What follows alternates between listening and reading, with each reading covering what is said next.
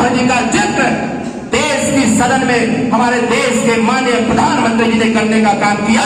इस देश के राजा सुहेंद्रनाथ ध्वज को सम्मान दिलाने का काम किया।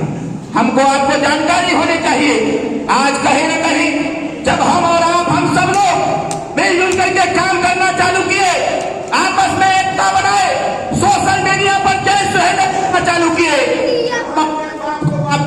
किया तो उसका परिणाम यह निकला कि आज जिस समाज को कोई जानता, जब व्यक्ति अपना परिचय देता था तो लोग कहते थे कि राजभर कौन होता है, उसका कोई जांच नहीं था। लेकिन एक नेता पैदा हुआ, सुहेलदेव भारतीय समाज पार्टी बना। इस देश में अगर सबका सम्मान है तो राजभर का भी सम्मान होना चाहिए। मेरे नौजवान भाइयों, हमको आपको हम सबको सुहेलदेव भारतीय समाज पार्टी को मजबूत करने की आवश्यकता है। हमको आपको गांव में संगठन और मजबूत करने की आवश्यकता है। मेरे नौजवान भाई बताओ, एक काम आप करेंगे हमारा? कितने लोग हमारा एक काम करेंगे? जरा हाथ उठाइए। एक काम हम बताना चाहते हैं आप सब लोग, एक काम करना चाहते हो भाई? हाथ नीचे करिए मेरे भाई। 20 साल हो गया इस पार्टी को चलाते चलाते, और 20 साल में आज थोड़ी सी ताकत मिली है, थोड़ी सी ताकत मिली है। और इस थोड़ी सी ताकत में हमने यह साबित कर दिया, अगर उत्तर प्रदेश की ताकत अपने हाथ में आ जाए तो किसी की औकात नहीं है कि कोई गरीब को परेशान करके दिखा दे। मैं इससे बात करना चाहता हूं, नौजवान भाइयों, मैं आपसे आग्रह करना चाहता हूं, आप अपने गांव का संगठन मजबूत करो मेरे भाई। राष्ट्रीय सुहेलदेव सेना का गठन हो चुका है, राष्ट्रीय सुहेलदेव सेना का गठन हो चुका है। जितने भी हमारे 15 साल से लेकर के 30 साल के हैं, राष्ट्रीय सुहेलदेव सेना का दामन थामो साथियों, और तय किया जाएगा उत्तर प्रदेश के किसी कोने में किसी गरीब के साथ कोई अत्याचार होगा तो सबसे पहले राष्ट्रीय सुहेलदेव सेना।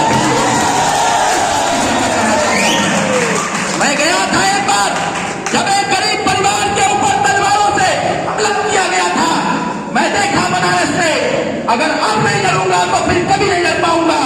जब बनारस में मैं नौजवान भाइयों के साथ, जब बनारस में हमने कूच किया, पूरा उत्तर प्रदेश हिल गया कि अरविंद राजभर को रोको, नहीं तो बहुत बवाल हो जाएगा। हमने कहा कि देखा, लेकिन अपने गरीब समाज को न्याय दिला करके मानूंगा साथियों। और हम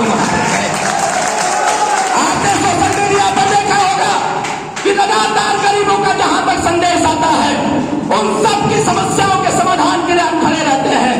मेरे देवरिया के रुद्रपुर के साथी, आप जरा सोचो, जिस दिन आपके ऊपर कोई समस्या आएगी तब कौन खड़ा होगा अगर संगठन मजबूत नहीं होगा तो? थाने पर जाने के बाद हमको यह सूचना आता है कि थाने पर जाने के बाद लोग सुनते नहीं। अरे वही दरोगा सुनेगा जो आज सुनने का काम नहीं कर रहा है। बस आपस में एकता बना करके 500 लोग किसी थाने पर खड़े हो जाओ, वो दरोगा क्या यहाँ के कप्तान नहीं सुनेगा। मेरे नौजवान साथियों, एक काम करो, आप अपने अपने गांव में राष्ट्रीय सुहेलदेव सेना का गठन करो और झंडा डाल दो कि अब अगली बार अगर मतदान किया जाएगा तो सुहेलदेव भारतीय समाज पार्टी को किया जाएगा, किसी पार्टी को नहीं किया जाएगा। काम हमारा करेंगे कि नहीं करेंगे आप लोग? साथियों, आज आवश्यकता है, सुहेलदेव भारतीय समाज पार्टी ने मेहनत करके, संघर्ष करके, आप सबका साथ लेकर के, आप सबका साथ लेकर के, गरीब बच्चों की जब तक पढ़ाई लिखाई अच्छी नहीं होगी साथियों, तब तक समाज का कल्याण होने वाला नहीं है। क्योंकि समाज की गति और प्रगति में सबसे पहला काम आता है शिक्षा, उसके लिए हम लोग संघर्षरत हैं। साथियों, मैं आपसे आग्रह करूंगा, माननीय नेताजी के आशीर्वाद से, आप पार्टी कार्यकर्ताओं के दबाव से भारत सरकार और उत्तर प्रदेश सरकार ने एक ऐसी व्यवस्था लाया जिस व्यवस्था की चर्चा हम लोग किया करते थे कि कोई ऐसी संस्था खुले, अगर इस प्रदेश में कॉन्वेंट विद्यालय में अमीर के बच्चे पढ़ सकते हैं तो कोई ऐसी व्यवस्था आवे जिससे कि गांव में मनरेगा में काम करने वाले मजदूर का बेटा और बेटी भी कॉन्वेंट की तरह पढ़ाई कर सके। साथियों, ऐसी व्यवस्था हम लोगों ने प्रयास किया और प्रयास हमारा सफल रहा। उत्तर प्रदेश के 18 मंडल में अटल आवासीय विद्यालय ला करके लगभग 1000 गरीब बच्चों को पढ़ाने की व्यवस्था कॉन्वेंट की तरफ करा दिया गया है। साथियों, इसकी बात करने की आवश्यकता है। अभी गांव में हम सब लोगों को मेहनत करने की आवश्यकता है। मेरे नौजवान भाइयों, माताओं और बहनों, बड़े बुजुर्गों, आप सबके आशीर्वाद और साथ की आवश्यकता है। ये विरोधी निरंतर प्रयास कर रहा है कि कैसे हमारी आपकी एकता खंडित हो। विरोधी निरंतर प्रयास कर रहा है भ्रामक प्रचार करने का। आप बताओ, ऐसे लोग जो लोग हमको आपको बांटने का काम करेंगे, बताओ ऐसे लोगों की दवाई होनी चाहिए कि नहीं होनी चाहिए?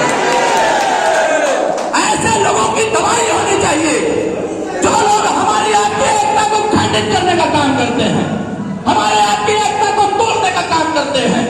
आपने छोटा छोटा प्रयास किया, परिणाम भी छोटा निकला। साथियों, परिणाम यह निकला, यह वही पार्टी है जिसको लोग कहा करते थे इस पार्टी से कभी कोई विधायक नहीं बन पाएगा। लेकिन साथियों, आज सुहेलदेव भारतीय समाज पार्टी से 7 विधायक सुहेलदेव भारतीय समाज पार्टी से। लोग कहते थे यह पार्टी कभी सरकार में नहीं जा पाएगी। 2017 में सरकार में भी गए और जनता के हिस्सेदारी के लिए सरकार को लात मार दिए कि ऐसी सरकार में नहीं चलती।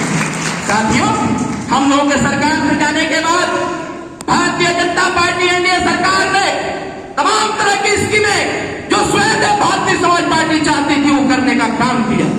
आज हम सबके नेता उत्तर प्रदेश सरकार में मंत्री हैं। आप बताओ, क्या एक मंत्री से आप संतुष्ट हैं क्या? नहीं। जोर से बोलिए, क्या एक मंत्री से आप संतुष्ट हैं? नहीं। हमें संतुष्टि तब तक नहीं मिलेगी, हमें एक मंत्री नहीं, हमें एक मुख्यमंत्री की आवश्यकता है। साथियों, एक मुख्यमंत्री, और यह मुख्यमंत्री कैसे बनेगा? अगर राजतांत्रिक व्यवस्था होती, तीर तलवार और भाला चलाना होता, तो इन बाजुओं में वो ताकत है, तलवार के दम पर सत्ता पर कब्जा कर लेते। साथियों, इन बाजुओं में वो ताकत है। लेकिन लोकतांत्रिक व्यवस्था है, देश संविधान से चलता है, देश नियम और कानून से चलता है, और लोकतांत्रिक व्यवस्था में सत्ता उसी को प्राप्त होती है जिसके पक्ष में सबसे ज्यादा जनता खड़ी होती है। मेरे भाइयों, हम सब लोग उत्तर प्रदेश में, आप कल्पना करो, 7% आबादी जिसकी, वो 4 बार मुख्यमंत्री बन गया। अगर 7% वाला 4 बार मुख्यमंत्री बन सकता है, तो 4.5% वाला भी मुख्यमंत्री बन करके दिखाएगा। साथियों, मेरा आपसे आग्रह है, आपस में एकता बना के रखिएगा और अपने घर के बच्चे और बच्चियों को जरूर पढ़ाने का प्रयास करें। क्योंकि जब बच्चे हमारे पढ़ेंगे, तभी वो जागरूक होंगे, जानकार होंगे। क्योंकि हम सब लोगों ने जो झेला है, हम नहीं चाहेंगे कि वो हमारे बच्चे भी झेलने का काम करें। इसलिए मेरे नौजवान भाइयों, आप इतने तादाद में यहाँ पर आए हैं, मैं आप सबको बहुत बहुत धन्यवाद देता हूँ कि आपने आज यहाँ पर पहली बार, हमको लगता है कि कई महीने बाद मैं आज रुद्रपुर के संगठन की बैठक में आया हूँ, और जिस प्रकार का आप सब लोगों ने सम्मान दिया, यह काबिले तारीफ है। साथियों, आप सब लोगों ने धैर्य का परिचय दिया। इतनी कपड़ी गर्मी में भी, इस बुरे हाल में एक भी पंखा नहीं चल रहा है, कोई लाइट की व्यवस्था नहीं है, उसके बावजूद आप सब लोगों ने धैर्य बना करके घंटों यहाँ बैठने का काम किया। इसके लिए डॉक्टर अरविंद राजभर आपको बहुत बहुत धन्यवाद दूंगा। और साथियों, मैं धन्यवाद दूंगा अपने पार्टी के, हमारे पार्टी के प्रदेश के नेता श्री दिनेश राजभर जी को। मुझे विश्वास नहीं था